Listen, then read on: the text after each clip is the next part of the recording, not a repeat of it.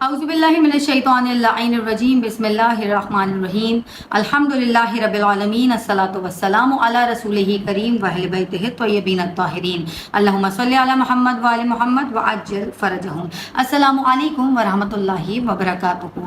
मैं हूँ सैयदा मुना काज़मी और कायम टीवी कनाडा के प्रोग्राम आदाब ज़िंदगी के साथ मैं आपके सामने हाजिर हूँ। आज हम जिस बारे में बात करेंगे, इस प्रोग्राम में मुसलसल हम ज़िंदगी गुजारने के उसूल व ज़वाबित जो दीन और शरीयत के मुताबिक हैं उनके बारे में हम बात करेंगे। लेकिन आज हम जिस पहलू पर बात करेंगे वो है लिबास पहनने के आदाब। ये सच है कि इस्लाम अपने मानने वालों को पुरतायुश ज़िंदगी गुजारने से मना करता है और फजीलत और रूहानियत की तरफ नेज़ आखिरत की रहमतों की तरफ इंसानों की, मुसलमानों की रहनुमाई करता है, मगर इस्लाम तर्क दुनिया से मना भी नहीं फरमाता।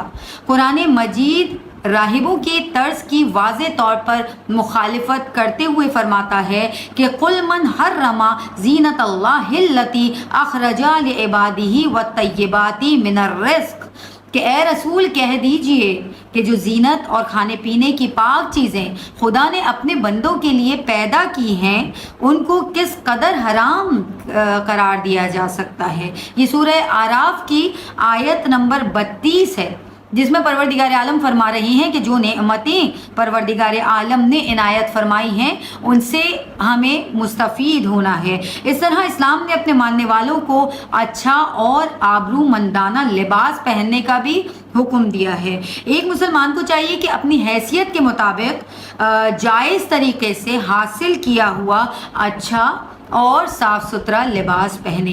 अगर वो जायज़ तरीक़े से अपने लिए अच्छा लिबास मुहैया न कर सके तो उसे चाहिए कि अपनी हैसियत के मुताबिक मामूली लिबास पहने, मगर साफ़ सुथरा लिबास पहने।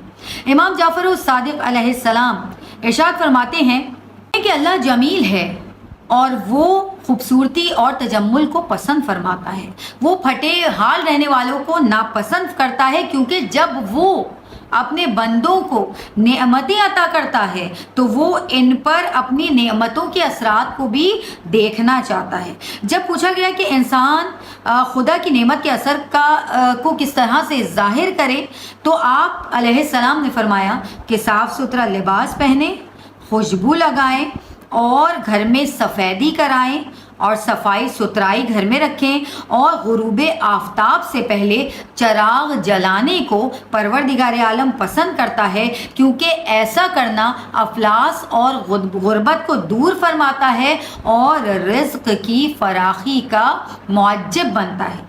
देखिए, इस एक कौल में इमाम जाफ़र सादिक़ अलैहिस्सलाम कितने बेहतरीन तरीके से हमें फरमा रही हैं क्या कि लिबास अच्छा हो या बुरा हो, महंगा हो या सस्ता हो, लिबास साफ सुथरा, पाको पाकीज़ा, निजासत से पाक लिबास होना चाहिए जो आप ज़ेब तन करें, और न सिर्फ लिबास ज़ेब तन करें बल्कि उसके ऊपर खुशबू लगाएं।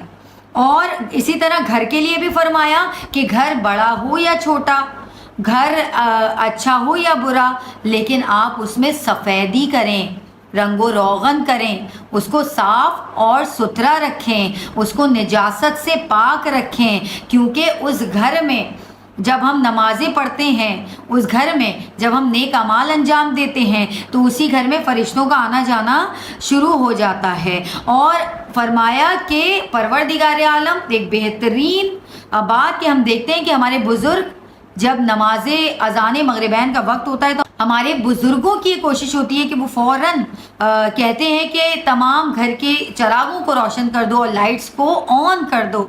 यहाँ इमाम जाफ़र सादिक़ अलैहिस्सलाम फरमाते हैं कि परवरदिगार गुरूब आफ्ताब से कबल बत्तियों को जला देने को, चराग को रोशन कर देने को बहुत पसंद फरमाता है। इतना पसंद फरमाता है कि जिस घर में ये अमल हो रहा होता है वहाँ से गुर्बत का ख़ात्मा कर देता है और रिज़्क़ की फरावानी उस घर में शुरू हो जाती है। इमाम जाफ़र सादिक़ अलैहिस्सलाम से एक और मकाम पर मरवी है और ये मोतबर हदीस मैं आपके सामने बयान कर रही हूँ कि फरमाते हैं कि अच्छे लिबास को पहनना दुश्मन को पस्त करता है, بدन पर तेल मलना जहनी खिंचाव को और परेशानी को कम करता है।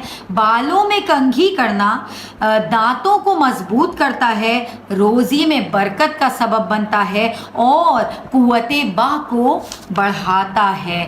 देखिए, हमारा कंघी करना भी कोई बिला वजह नहीं है। जब हम कंघी करते हैं हमारे दांत मजबूत हो जाते हैं। जब हम कंघी करते हैं हमारी रोज़ी में परवरदिगार बरकत इनायत फरमाता है। जब हम कंघी करते हैं तो कुव्वत बाह जो है वो हमारी बढ़ जाती है। इसी तरह जब जहनी परेशानी हो, जहनी तनाव में हो, जहनी खिंचाव हो रहा हो, तो क्या फरमाया मौला ने कि आप अपने जिस्म पर तेल को मलें, अपनी बॉडी पर ऑयलिंग करें। इस तरह करने से आपका जहनी खिंचाव जो है वो कम हो जाएगा। लिबास के लिए सूती कपड़ा सबसे ज़्यादा अच्छा है और इसके बाद कतान बेहतर है, और हमेशा ऊनी लिबास पहने रखना मकरूह है, बिलखुसूस जब ये लिबास दूसरों पर बढ़तरी जताने के लिए पहना जाए। ऊनी लिबास को मुसलसल पहन कर रखना मकरूह फरमाया, लेकिन अगर तकब्बुर के सेंस में पहन रहे हैं, लोगों को दिखावे के लिए या किसी को नीचा दिखाने के लिए हम पहन रहे हैं, तो यहाँ पर ये लिबास पहनना मकरूह हो जाता है। और रसूल खुदा मोहम्मद मुस्तफ़ा सल्लल्लाहु अलैहि वसल्लम इरशाद फरमाते हैं कि परवरदिगार आलम ने उन लोगों पर लानत की है जो अपने लिबास से दूसरों पर बढ़तरी जताते हैं। बाज़ लोगों की आदत होती है कि बेहतरीन लिबास पहनते हैं तो मुतकब्बिर हो जाते हैं। वो किसी का मामूली लिबास देखते हैं तो अपने ऊपर गुरूर करते हैं, अपने ऊपर फ़ख्र करते हैं, और उनको नीचा दिखाने के लिए कि वो अफोर्ड नहीं कर सकते, हम अफोर्ड कर सकते हैं, तो महंगा तरीन लिबास पहन कर जाते हैं ताकि सामने वाले को नीचा दिखाया जाए। और नबी पाक सल्लल्लाहु अलैहि वसल्लम ने ऐसे लोगों पर लानत की है। मर्दों के लिए ख़ास रेशम और ज़रतार का बना हुआ लिबास पहनना हराम है। मर्दों के लिए औरतों जैसा लिबास पहनना हराम है। इसी तरह औरतों के लिए मर्दों से मुशाबे लिबास पहनना जो है वो जायज़ नहीं है। मोमिनीन के लिए काफिरों का मखसूस लिबास पहनना हराम है। लिबास के लिए बेहतरीन रंग सफ़ेद है और इसके बाद जर्द रंग है, फिर बिलतरतीब सब्ज़ रंग, हल्का नीला रंग, हल्का सब्ज़ रंग, इस तरह के रंग पहनना है। आगे फरमाते हैं कि गहरा सुर्ख और स्याह लिबास बिलखुसूस नमाज पढ़ते वक्त मकरूह है, इसको पहनना मकरूह है बिलखुसूस नमाज पढ़ते वक्त। जिस लिबास से तकब्बुर का इजहार होता है वो नापसंदीदा है। अमामा पहनना मुस्तहब है, अमामा खड़े होकर बांधना और उसका सर थोड़ी के नीचे से गुजारना भी मुस्तहब है। ऐसी टोपी और हैट पहनना मकरूह है जो गैर मुस्लिमों से मखसूस हो।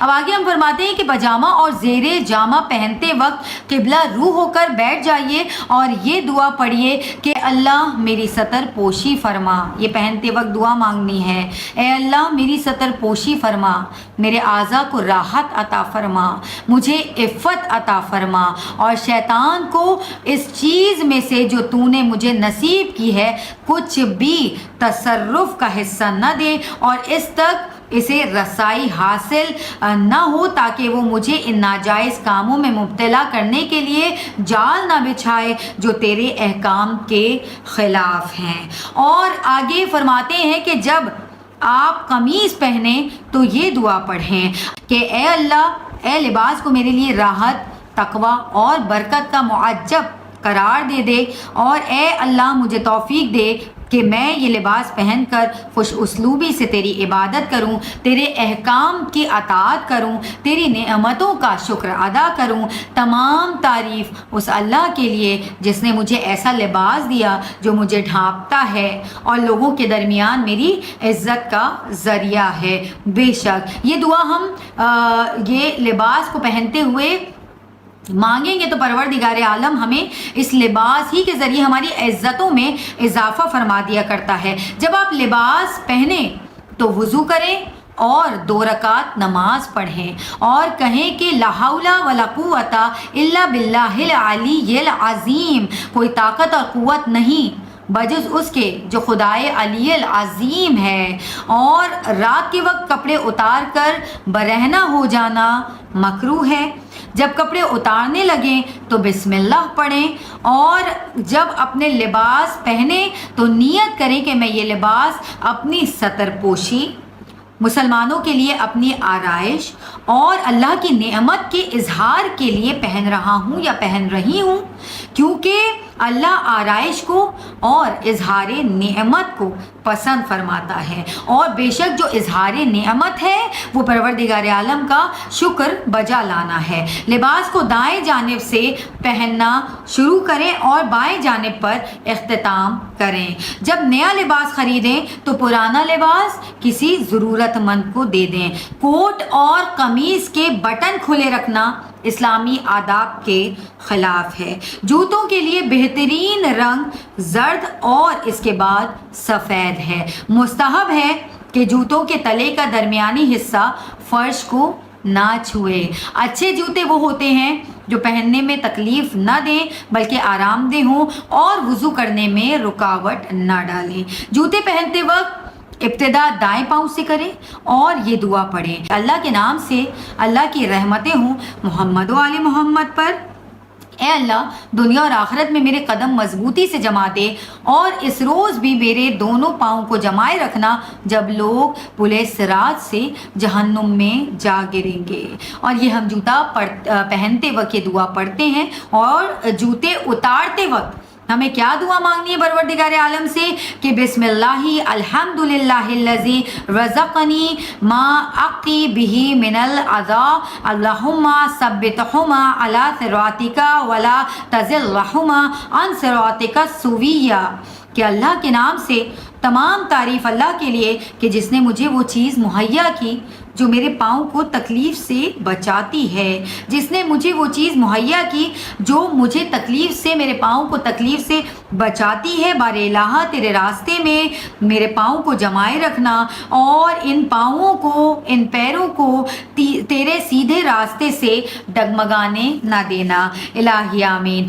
آج ہم نے لباس پہننے کے آداب اور جوتے پہننے کے آداب پڑھے ہیں، اور انشاءاللہ آگے ہم مطالعہ کریں گے دوسری زندگی گزارنے کے آداب کے متعلق۔ مجھے اجازت دیجیے۔ قائم ٹی وی کینیڈا سے اللہ حافظ و نگہبان۔